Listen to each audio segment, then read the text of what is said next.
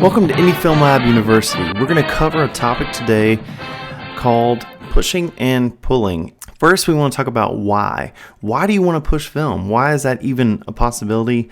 And I'm going to give you an example. If you have, just say, example, Tri-X 400 in your pocket, and you need to shoot you're in a dark situation, you need 1600 ISO film. Well, you can actually alter that film by metering for 1600, pretend you have 1600 speed film, mark it on the can, and send it in, and we can do the rest. Now, let me show you how that works. On the can or even the roll of 120, there's a note section. In that note section, you can mark what you shot it at, like this.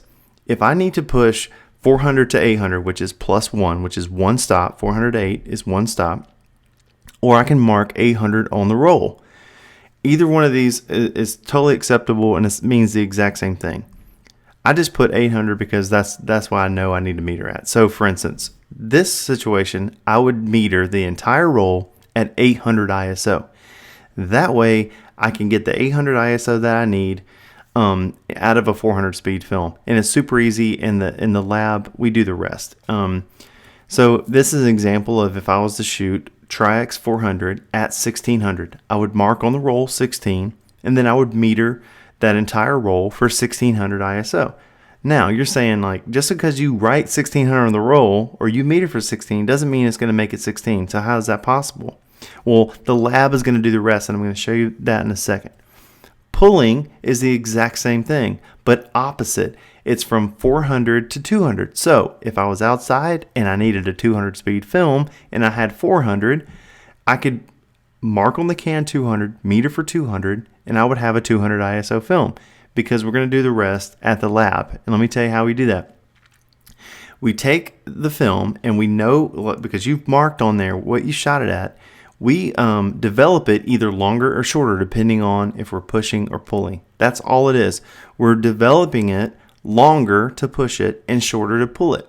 So if at a normal time for Tri-X 400 is just example is say 5 minutes, then if we were to push it from 408, it would be 10 minutes. And if we were, that's not exact, but I'm just giving you an example, we would just develop it longer to bring up the exposure on the film. So we're altering the film in the chemistry.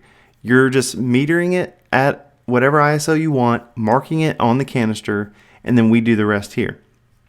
That's all it is. Now the results are gonna, is that gonna alter the way the film looks? Yes, it will. It's gonna add contrast to the image, but we can pull it out in the scanner. So that's the beauty of it. Like, here's the example: Tri-X 400. I'm giving Tri-X because it's a overall good black and white speed film that you can push or pull.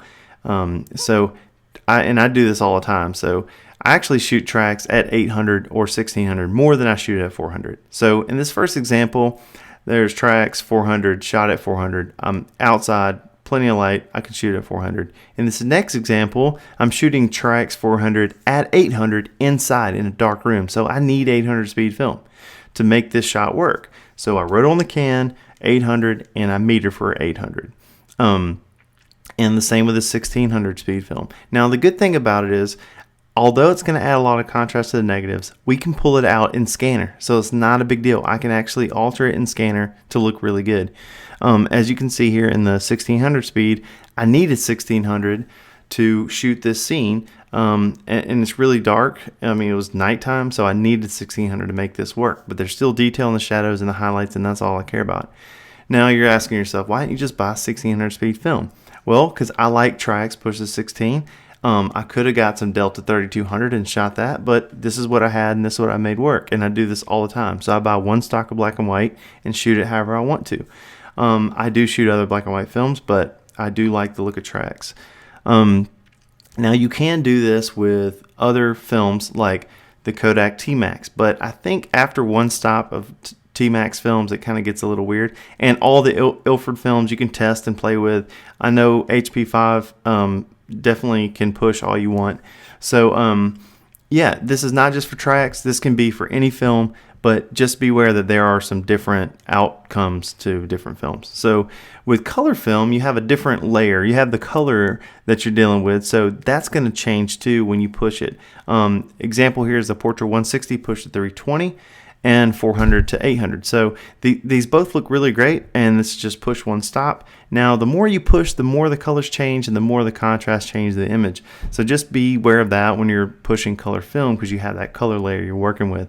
So not only is this a technical thing, meaning like I needed 800, so I pushed it to 800, or I needed to 320. And this actually is a good thing to do if you're going for a different look, a more contrasty look, or just a different look in film in general. And that's the beauty of shooting film, is that you can alter it in the chemistry to do different things.